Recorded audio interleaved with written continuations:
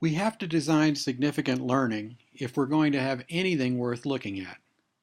And so this means our products that we ask students to create have to have the ability to demonstrate certain things, including the 6 instructional shifts for Common Core in ELA and math.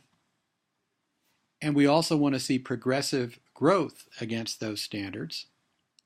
And finally, the applications of the discipline into real-life situations. In order to do this, we have to have certain baseline understandings, and in our system, we honor everybody's experience no matter what level it is. So at level 1, this might be new to you. You might not have a clue about the subject that's being discussed. In that case, it's a great opportunity to ask for coaching to become familiar. You might be at level 2 of awareness, where you understand the concepts and what the goals are, but you've not done it yourself. You have no actual examples of how you've applied these principles in your classroom.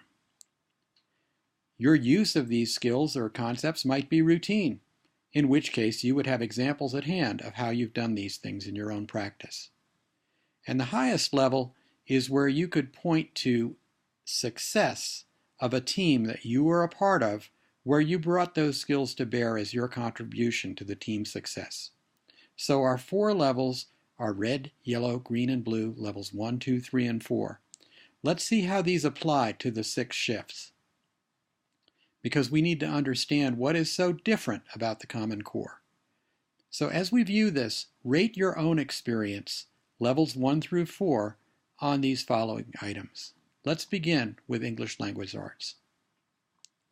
The first shift is balancing informational and literary text.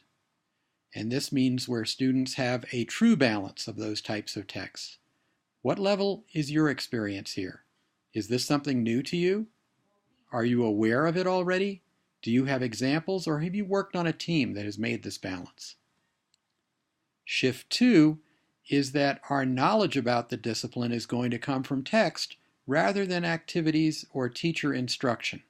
Students will be able to get directly to the text to find their knowledge about the domain and content area. Again, rate yourself 1 through 4.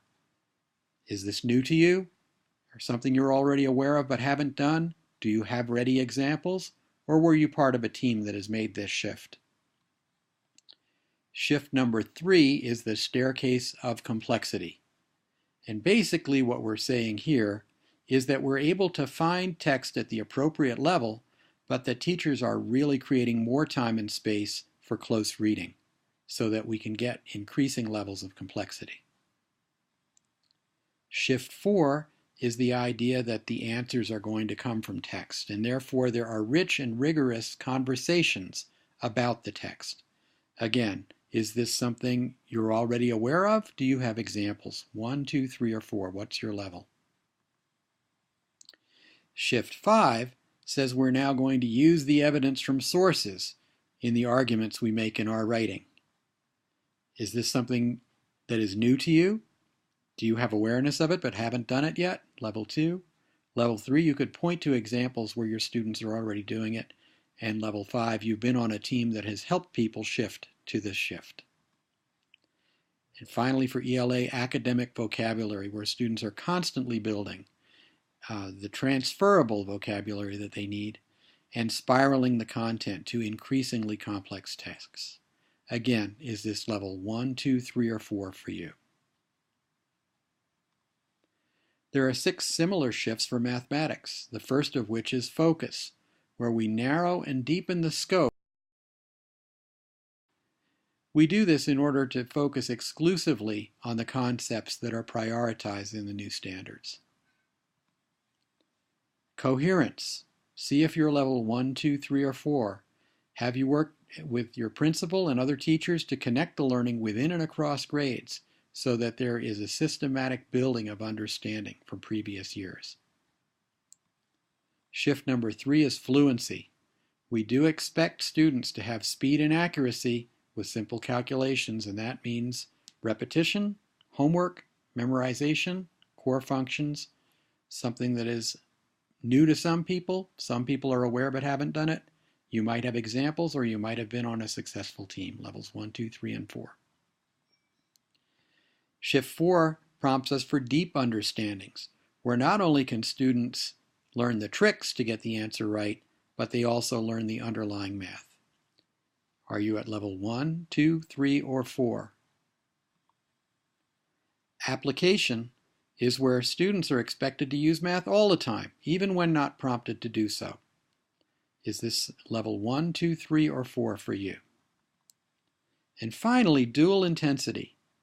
Students are not either practicing or understanding, they're doing both concurrently with intensity. Is this a new concept to you? Is this something you know about but haven't tried? Could you point to examples of dual intensity in your classroom? Have you been on a team that has helped people shift to this level? So with these understandings, now we're going to look at the learning. We're going to look at student examples and see where these shifts are taking place. In order to do that, we're going to be looking for progressive growth through performance tasks.